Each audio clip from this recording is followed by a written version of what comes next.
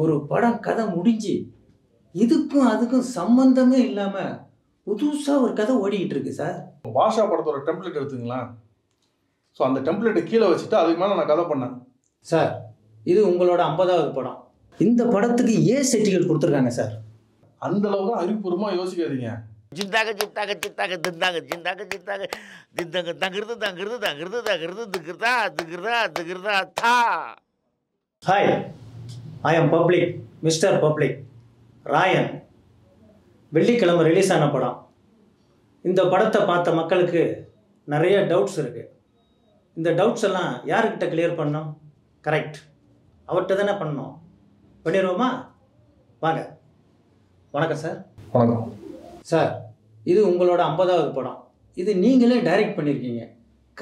கதை கிளம்பும் புதுசாகவே இல்லையே சார். பழி வாங்குற ஃபார்மெட்டில் ரவுடிங்க கதையாக தானே இருக்குது.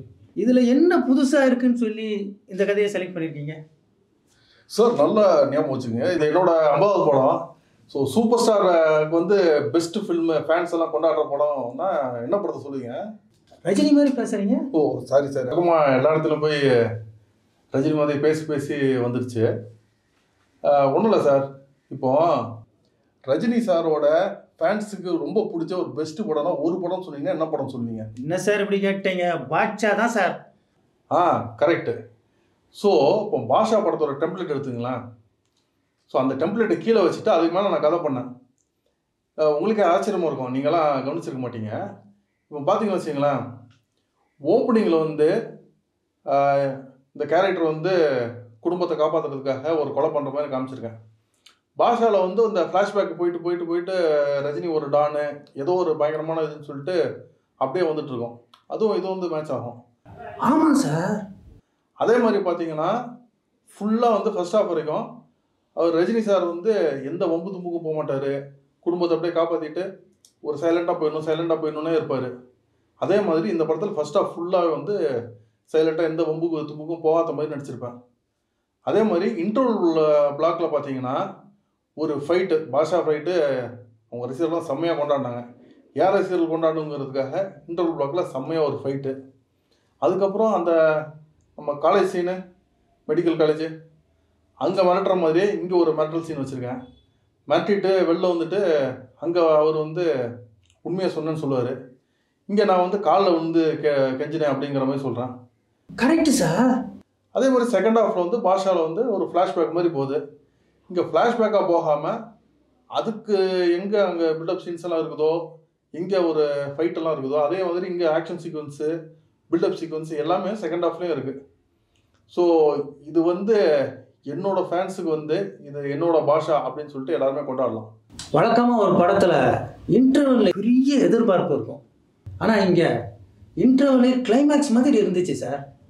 செகண்ட் ஹாஃபில் பார்த்தா நினச்ச மாதிரியே ஒரு படம் கதை முடிஞ்சு இதுக்கும் அதுக்கும் சம்பந்தமே இல்லாமல் புதுசாக ஒரு கதை ஓடிக்கிட்டு இருக்கு சார்.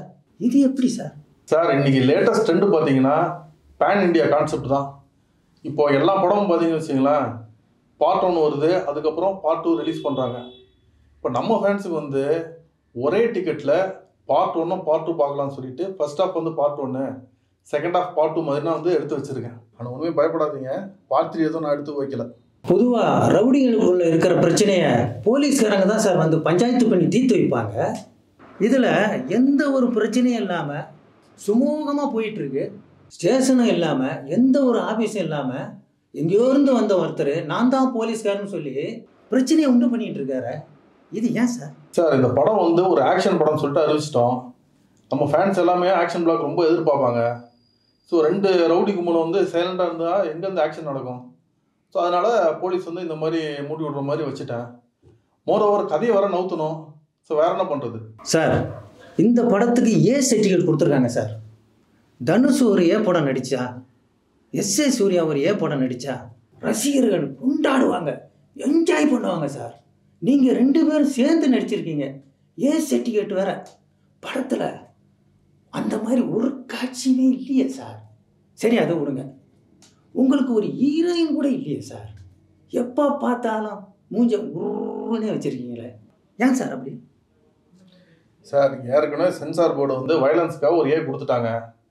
அடுத்தது என்னோட படம்னு சொல்லிட்டு இன்னொரு கொடுத்துருவாங்க. அதுக்கப்புறம் எஸ்.ஏ. சூர்யா சாரோட படம்னு சொல்லிட்டு இன்னொரு கொடுத்துருவாங்க. இப்படி AAA சர்டிஃபிகேட் வச்சுட்டு படத்தை ரிலீஸ் பண்ணனா என்ன பண்ணுறது? ஆடியன்ஸ் யாருமே உள்ள அலோவ் பண்ண மாட்டாங்க. வெறும் ஸ்பெஷல் ஆடியன்ஸ் தான் வர வேண்டியதாக இருக்கும். சார், ஃபர்ஸ்ட் ஹாஃபில் அண்ணன் தம்பி தங்கச்சிங்களுக்குள்ள ஒருத்தருக்கு ஒருத்தர் உயிரை கொடுக்குற மாதிரி காட்டியிருந்தீங்க. ரொம்ப டச்சிங்காக இருந்துச்சு சார். செகண்ட் ஹாஃபில் ஒருத்தன் உயிரை ஒருத்தர் எடுக்கிற மாதிரி பண்ணிட்டீங்களே சார், ஏன் சார்? சார், இப்போ இன்டர்வல் பிளாக்ல ஆடியன்ஸ் நீங்கள் என்ன நினச்சிங்க? அண்ணன் தம்பி 3 பேரும் சேர்ந்து செகண்ட் ஹாஃபில் வந்து எஸ்.ஏ. சூர்யாவை போட்டு தருவாங்க தான் நினச்சிங்க. ஆனால் நீங்கள் எதிர்பார்க்குறத கொடுக்கக்கூடாதுங்கிறதுக்காக நான் டிஃப்ரெண்ட்டாக பண்ணேன். இப்போ ஒருத்தருக்கு ஒருத்தர் போட்டு தள்ளிட்டா டிஃப்ரெண்ட்டாக கிளைமேக்ஸ் வரும்ல, டிஃப்ரெண்ட்டாக கொடுக்கணும், அவங்க எதிர்பார்க்காத ஒரு விஷயத்தை கொடுக்கணுங்கிறதுக்காக தான் மாற்றி கொடுத்தேன். சார், படம் ஆரம்பத்தில் நீங்கள் உங்கள் 2 தம்பி தங்கச்சி எல்லோரும் கூட்டிக்கிட்டு சென்னையில் வாழ்கிறதுக்காக வரீங்க. ஸோ கிளைமேக்ஸில் பார்த்தீங்கன்னா உங்கள் 2 தம்பிங்களையும் இழந்துட்டு, உங்கள் தங்கச்சி கற்பையும் இழந்துட்டு, பத்தாக்குறைக்கு உங்கள் தம்பியோட குழந்தையும் உங்ககிட்ட கொடுக்குறாங்க. தம்பியோட சம்சாரமும் வரல. சார், நீங்கள் ஆரம்பத்திலேருந்து ஒரு தாதாவாக பில்டப்பாக அப்படியே வாழ்ந்தீங்க. ஆனால் கடைசியில் பாருங்கள், எல்லாத்தையும் இழந்துட்டு வெறுங்கையோடு வெளியூருக்கு போகிறீங்க. இது வந்து இந்த வெற்றிமாறன் சார் கூட நீங்கள் ஒரு 4-5 படம் ட்ராவல் பண்ணீங்கல்ல, அதனுடைய பாதிப்பா இல்லை எப்படி சார் இந்த கதையமைப்பு நீங்கள் வச்சிங்க? அந்தளவு தான் அறிவுபூர்வமாக யோசிக்காதீங்க. இந்த மாதிரி கதைகள்லாம் 2 கிளைமேக்ஸ் தான். ஒன்று ஜெயிலுக்கு போயிட்டு 6 மாதத்துக்கு அப்புறம் திரும்பி வரணும், இல்லைனா ஊரை விட்டு ஓடி போகணும். அதை தான் வச்சேன். நீங்கள் சொல்கிற மாதிரி கிளைமேக்ஸு எதிர்பாராதது தான். ஃபர்ஸ்ட் ஹாஃப் நல்லா ஸ்பீடாக பண்ணியிருந்தீங்க சார். செகண்ட் ஹாஃபு கொஞ்சம் எடிட் பண்ணியிருக்கலாம். எப்படி இருந்தாலும் உங்கள் ரசிகர்களை நல்லா என்ஜாய் பண்ணி கொண்டாடுற மாதிரி படம் பண்ணிட்டீங்க சார். பொது ஆடியன்ஸை பொறுத்த வரைக்கும் வயலன்ஸும் செகண்ட் ஹாஃபும் அதிகமாக இருந்தாலும் ஓரளவு திருப்தியாக படம் பார்க்குற மாதிரி தான் இருக்குது சார். நல்லா பண்ணியிருக்கீங்க. ரொம்ப நன்றி சார். ரொம்ப தேங்க்ஸ். ஜிந்தாக ஜிந்தாக ஜிந்தாக திந்தாக ஜிந்தாக ஜிந்தாக திந்தாக தங்கிறது தங்கிறது தங்கிறது தங்கிறது திக்கிறதா திக்கிறதா திக்கிறதா தா. Super sir. தேங்க்யூ.